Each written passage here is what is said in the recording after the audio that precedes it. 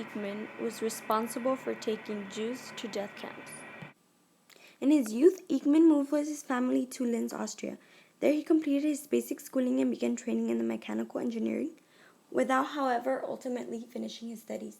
In the uncertain economic times of the 1920s, he drifted from job to job as a day laborer, an office worker, and as a traveling salesman for a vacuum oil company in 1932 at the instigation of acquaintance Ernst Kaltenbrunner, who would later serve as his superior in Reach Security Main System, or RSHA. Eichmann entered the Austrian National Socialist Party and the SS.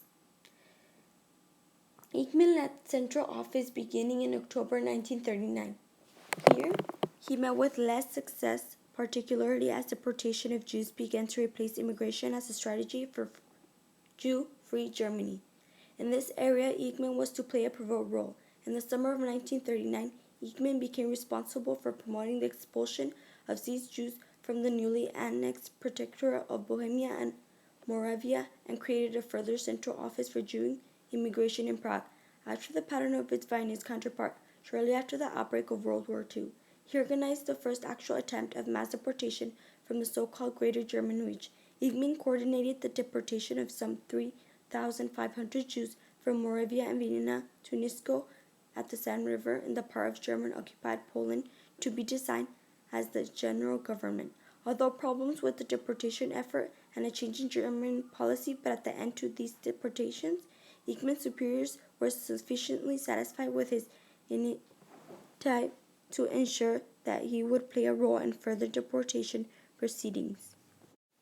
Eichmann's trial began April 11, 1961. It was the first televised trial on TV. At the trial, there were many Jews here to witness this. Eichmann tried to convince everyone that he was just under orders or just a cog in a machine.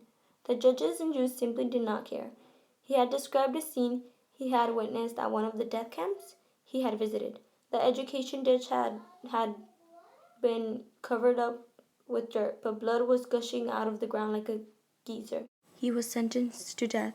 He had a family, a wife and 4 sons, but it didn't matter. He would suffer a little bit of what other families had to go through. These are some people that died because of Adolf Eichmann.